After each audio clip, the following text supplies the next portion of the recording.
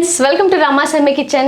இன்னைக்கு நம்ம தீபாவளி ஸ்பெஷலா ஒரு டேஸ்டியான சூப்பரான ரவா லட்டு பார்க்க போறோம். ரவா லட்டு வந்து பிடிக்கிறது ரொம்ப கஷ்டம் அப்படினு நினைப்போம். அப்படி இல்லாம சுலபமா பண்ணிடலாம். அதுக்கு முதல்ல தேவையான பொருட்கள் வந்து உங்களுக்கு நான் இப்ப சொல்றேன். இப்போ வந்து நம்ம அளவு என்னன்னு பார்த்திடலாம். 2 கப் ரவா எடுத்துர்க்கேன்.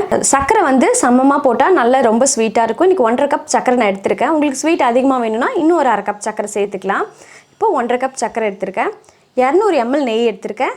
கொஞ்சமா ஏலக்காய் பொடி, முந்திரி பருப்பு, இவ்வளோதான் நம்ம ரவா லட்டுக்கு தேவையானது. இப்போ ஃபஸ்ட்டு வந்து ரவையை நல்லா செவக்க நம்ம வறுக்கணும். இப்போ வந்து பேன் நல்லா சூடானதுக்கப்புறமா நம்ம ரவையை சேர்த்துக்கலாம். ரவையை வந்து போட்டதுக்கப்புறம் கைவிடாமல் கலந்துகிட்டே இருக்கணும். இல்லைனா ஒரு பக்கம் வந்து கலர் கருப்பாக மாறிடும், ஒரு பக்கம் வெள்ளையாக இருக்கும். கண்டிப்பாக நல்லாவே இருக்காது. அந்த மாதிரி இல்லாமல் தொடர்ந்து கலந்துகிட்டே இருங்க.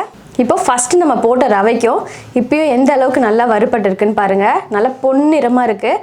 இந்த அளவுக்கு வறுத்தாதான் ரவா லட்டு வந்து நல்லா வாசனையாக டேஸ்ட்டாக இருக்கும். இப்போ மிக்ஸி ஜாரில் ஃபஸ்ட்டு சர்க்கரை சேர்த்துக்கலாம். சர்க்கரையை வந்து ஒரு பாதி அளவுக்கு அரைச்சதுக்கு அப்புறமா நம்ம ரவை சேர்த்துக்கலாம். இப்போது சர்க்கரையை வந்து ஒரு பாதி அளவுக்கு தான் அரைச்சிருக்கேன். நான் ரொம்ப நைஸாக அரைக்கல. ஏன்னா நம்ம ரவை சேர்த்து அரைக்கும் போது சர்க்கரை வந்து ரொம்ப சூடாயிடும். அதனால் கொஞ்சமாக அரைச்சிட்டு இப்போ நம்ம ரவையை சேர்த்துக்கிறோம். நீங்கள் அதிக குவான்டிட்டி செய்கிறீங்கன்னா நம்ம மிஷினில் கொடுத்து ரெண்டுத்தையும் அரைச்சிக்கலாம். ஏலக்காய் பொடியை சேர்த்துக்கிறேன். நல்லா ஒன்றா மிக்ஸ் ஆகிடும். இப்போ இதை நல்லா நைஸாக அரைச்சிக்கலாம். இப்போ நம்ம அரைச்சிட்டோம். ரொம்பவே நைஸாக, அதாவது மைதா மாவு அளவுக்கு அவ்வளோ நைஸாக அரைக்கக்கூடாது. லைட்டாக கொஞ்சமாக கரக்கரன்னு இருக்கணும். அப்போ தான் வந்து சாப்பிடும்போது உங்களுக்கு தொண்டையில் வந்து அடைக்காத மாதிரி இருக்கும். ஒரு பெரிய பவுலில் மாற்றிக்கலாம். இப்போது நம்ம முந்திரி திராட்சையும் நல்லா வறுத்துக்கலாம். இப்போது முந்திரி பருப்பு திராட்சை வறுத்தாச்சு. நான் வந்து எப்போவுமே முந்திரி பருப்பு மட்டும்தான் சேர்ப்பேன். சரி, கொஞ்சம் இன்றைக்கி வந்து கலர்ஃபுல்லாக இருக்கட்டும் அப்படின்றதுக்காக நான் கொஞ்சம் திராட்சையும் சேர்த்துக்கிறேன். நீங்கள் உங்களுக்கு விருப்பப்பட்ட நட்ஸ் எது வேணாலும் சேர்த்துக்கலாம். இப்போ இதை வந்து நம்ம மாவில் கலந்துடலாம். நீங்கள் வந்து இதை அரைச்சிட்டு டேஸ்ட் பார்த்துக்கோங்க. இன்னும் கொஞ்சம் உங்களுக்கு தித்திப்பு வேணும்னா இன்னும் கொஞ்சம் சர்க்கரை நீங்கள் சேர்த்துக்கலாம். இப்போது நம்ம அரைச்சதை பவுலில் சேர்த்துட்டோம். நிறைய பேர் வந்து ஈஸியாக பிடிக்க வரணும் அப்படின்றதுக்காக பால் சேர்த்துப்பாங்க. நீங்கள் பால் சேர்த்திங்கன்னா 2 நாள் மட்டும்தான் அதை சாப்பிட்லாம். அதுக்கப்புறம் கண்டிப்பாக அது வீணாக போயிடும்.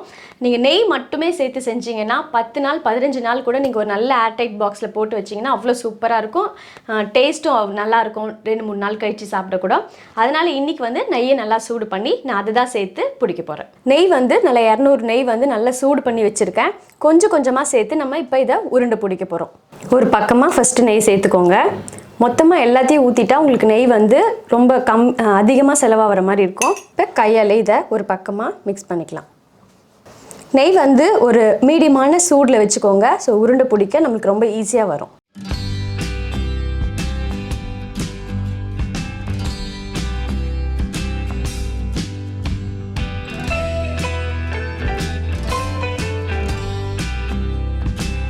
இப்போ நம்மளோட ரவா லட்டு சூப்பராக ரெடி ஆகிடுது. உங்களுக்கு வந்து பால் சேர்த்திங்கன்னா ஷேப் வந்து உங்களுக்கு ரொம்ப சூப்பராக வரும். நான் இன்றைக்கி பால் சேர்க்காதனால நெய் மட்டுமே சேர்த்து பண்ணியிருக்கேன். அதனால தான் கொஞ்சம் வந்து உங்களுக்கு வந்து பால்ஸ் வந்து அன்ஈவனாக இருக்குது. ஆனால் டேஸ்ட் வந்து அவ்வளோ அருமையாக இருக்கும். கண்டிப்பாக இதே மெத்தடில் செஞ்சு பாருங்கள். செஞ்சு பார்த்துட்டு எப்படி வந்ததுன்னு சொல்லுங்கள். அடுத்த ஒரு சூப்பரான டிஷ்ஷில் நான் உங்களை சந்திக்கிறேன். பாய்.